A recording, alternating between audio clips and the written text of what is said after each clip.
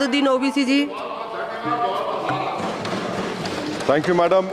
Madam, a direct connection can be drawn between the policies of the government and the continuing educational backwardness of Muslims. In both higher education and schooling, Muslims want to get formal education, but because of government apathy and negligence, Muslims drop out of the education system is sooner than children of any other community.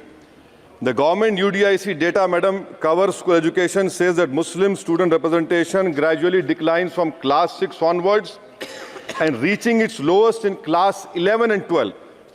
Enrollment percentage of Muslims dropped from 14.42% upper primary, class 6A to 10.76% higher education, class 11 and 12. Only 76.37% of Muslim students continue after elementary education as compared to the national average of 81.26%. Madam, 28 states have gross GR of 80% for primary education, but only 12 states achieve 80% secondary level. This shows a clear systemic bias against Muslims. Muslim children do not have means to cross beyond primary education, but the government has limited pre-matric and post-matric scholarship class and above. I want to know from the Modi government that does the Muslims of this country have a fundamental right to education under Article 21A or not? Or do you want to make the Muslims, 17 crore Muslim second-class citizens status permanent?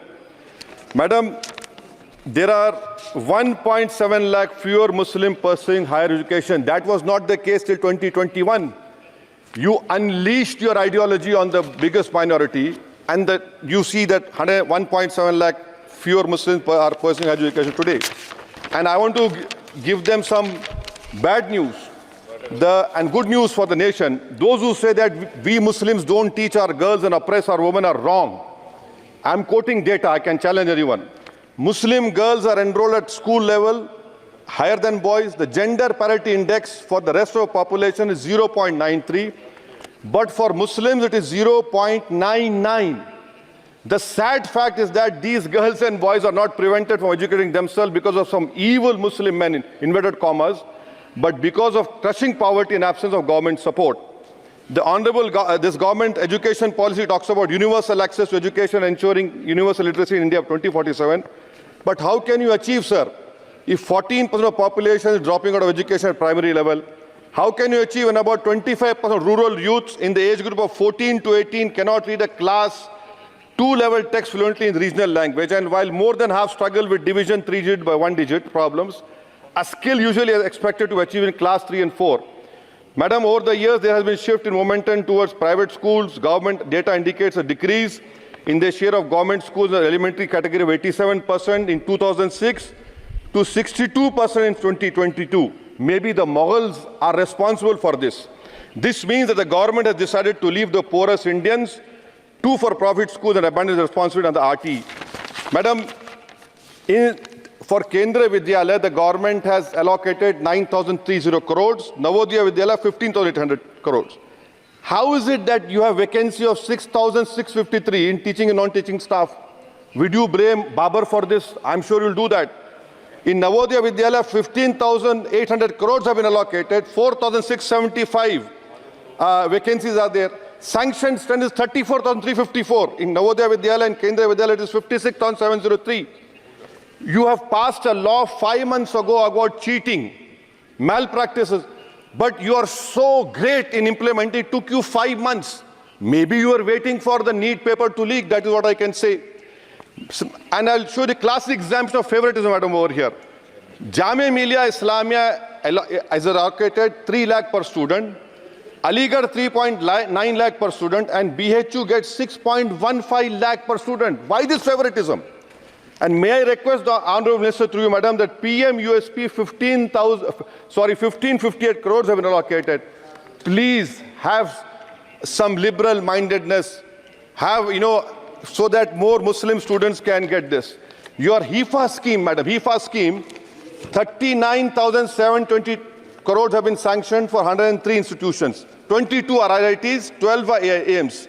These people can pay back money. How can Jamia Millia and AMU pay back money? I don't know who has told you this. And more important, madam, 29% of graduates and above in India are unemployed. And half of them do low-skilled jobs. This is for you to understand. And may I come to Jamia Millia, madam. Jamia Millia You have no permanent vice chancellor. Why is it that a registrar is not even qualified to hold that post? Why is it that a standing council is running the Jamia Millia? And please inquire that why 438 crores have been given HIFA, whether competent construction companies have been given or someone has given on the basis of favoritism.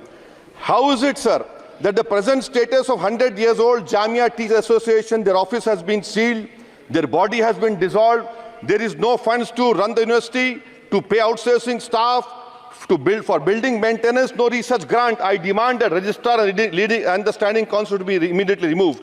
Now, coming to Aligarh Muslim University, there are 1,400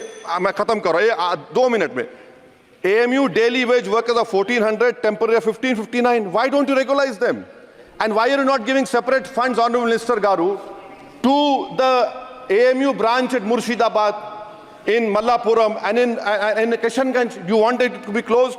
Madam, as of July 2023, the share of ST-OBC in senior professors is even lower. I'm giving you figures, madam.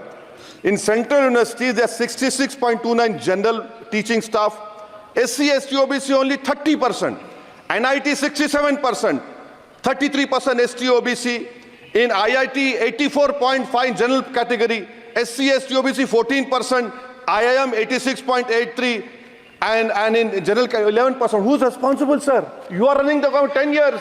You are running the 10 years. And lastly, madam. Mananiya sir, this complete. Lastly, NCRT has been given 500 crores.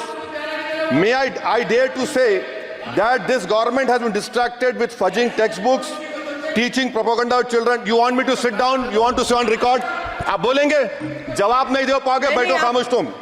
NCRT has removed the reference to Babri Masjid 2002 rights. Why should people not learn from the mistakes of past? Should our children not learn of Gujarat program, massacre of minority Muslims? Those who ignore history mistakes are bound to repeat them. It has made up history argued Indians don't have migrant DNA. धन्यवाद माननीय सदस्य. Madam, 1 minute, khatam karo. The truth is DNA shows that there are 4 ways of migration in India. Africa, Iran, Southeast Asia and Astral pasture of the Aryans. There is scientific consensus on this. May I request the Honourable Minister to you, why do you want to hide the killers of Mahatma Gandhi? Do you want to make Godse a freedom fighter? Let the children know who's a Deshbhakt and why are you trying to protect your organization, ideology organization? Madam, in end, I would appeal to the government to fix your priorities.